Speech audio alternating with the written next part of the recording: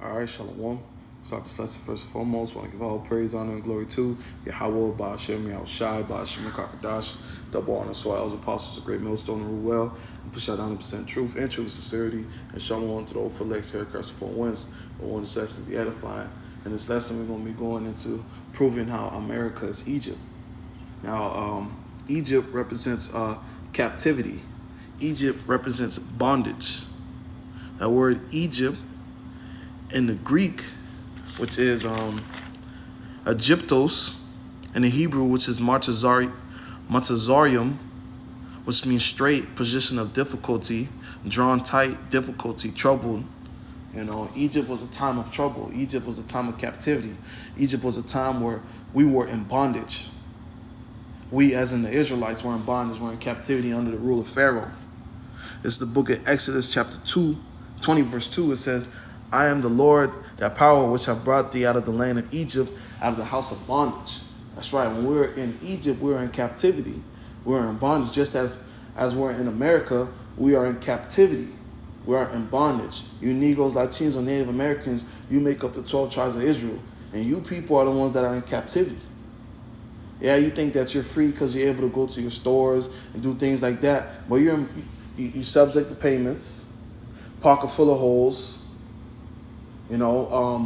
bills after bills after bills. And you don't even know who you are. Majority of y'all don't even know who you are. But Egypt was a representation of captivity for the Israelites, just how in America we're in captivity. And we're waiting for Yahweh to come back and to free us. This is the book of Deuteronomy, chapter 28, verse 68. And it says, and the Lord shall bring thee into Egypt again with ships. And this is talking about America, because what? The slaves were brought into America on ships. It says, by the way whereof I spake unto thee, thou shalt see it no more. Again, that's speaking on the land of Israel, our land. And ye shall be sold unto your enemies for bondmen and bondwomen, as slaves.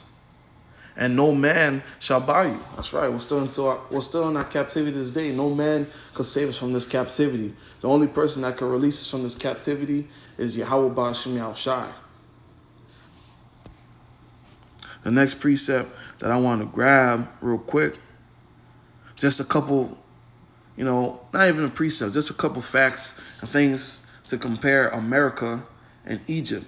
For example, the back of the dollar bill, you have the pyramid. The Annuit Septis, the Novus Ordo Seclorum, as just one of the symbolism that this place is spiritually Egypt, the back of the dollar bill. Why is there a pyramid on the back of the dollar bill? Also, another thing, which can also prove the fact, is you have, I didn't even grab the tab for this, but the American flag, right?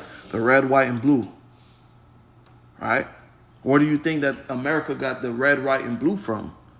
They got it from the ancient Egyptians. In ancient Egypt, the red crown symbolized Lower Egypt, the white crown, Upper Egypt, and the blue crown was a war crown. Slakia. The blue crown was a war crown worn by pharaohs, particularly during the New Kingdom. And that's where America got its red, white, and blue from. Once again, this place is spiritually Egypt. And I have one more real quick too. The city of Memphis, Tennessee, and the ancient city of Memphis in Egypt share a name, with the American city being named after the ancient capital of Egypt, located at the head of the Nile River Delta. Now, continuing on with the precepts, this is the book of Revelation, chapter 11, verse 8. It says, and their dead bodies shall lie in the street of the great city, that great city, America, which is spiritually called Sodom, because they pushed sodomy over here, momo activity. And Egypt, where also our Lord was crucified. Yeah, in Egypt, because we're in captivity here, we're in bondage here, and where our Lord was crucified, our Lord was X'd out here. Iconoclasm, the religious whitewashing of images. When you read Revelation chapter 1, it tells you the Lord's feet was bronze, as bronze. But when you look at the pictures of the man who they call the ignorant call Jesus Christ, or the man who they call Jesus Christ, or they portray our Messiah to be as, he's white with blue hair. It says his hair was as wool, meaning that our Lord was crucified here. Spiritually crucified, X'd out, the iconoclasm, whitewashing the images, changing the pictures. Continuing on, where was I?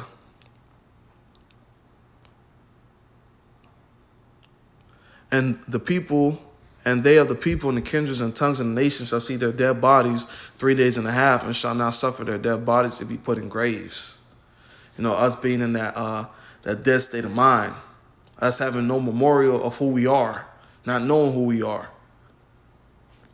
Verse 10, and they that dwell upon the earth shall rejoice over them and make merry, and shall send gifts one to another, because these two prophets tormented them that dwell on the earth. And that's right, they came together, Psalm 83, to cut us off as a nation, to let the name of Zion no more be in remembrance.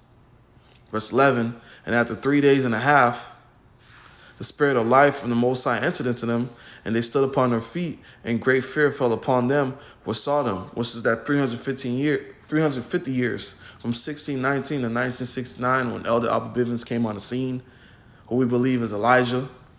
The Lord said he'll send Elijah in the last days, prior to Malachi, and started preaching the truth, prophesying about the truth. And now we know who we are. And these nations are afraid because we know who we are. But the point that I wanted to, the reason why I read to 11, because right now we're in that captivity. And when you read Baruch chapter 2, verse 30, it says, for I knew that they would not hear me, because it is a stiff-necked people. But in the land of their captivities, right now we're in captivity. In America, they shall remember themselves. And that's what happened.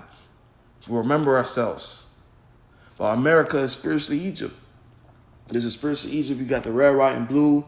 You got the dollar, the pyramid on the back of the dollar bill. You have a state named after an ancient capital of Egypt. When you read the Deuteronomy 28 and 68, it says sent into Egypt again in ships. Speaking on America, transatlantic slave trade, which I have in ChatGPT. Where is it? The transatlantic slave trade was lasted from the 1500s to 1800s, forcibly transported millions of Africans to the Americas. Enslaved people were captured, sold, packed onto ships under horrific conditions.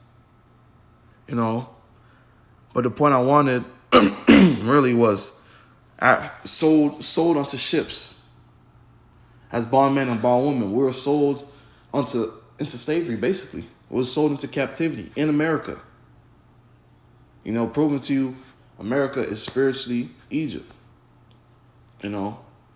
Quick and easy lesson, plain and to the point.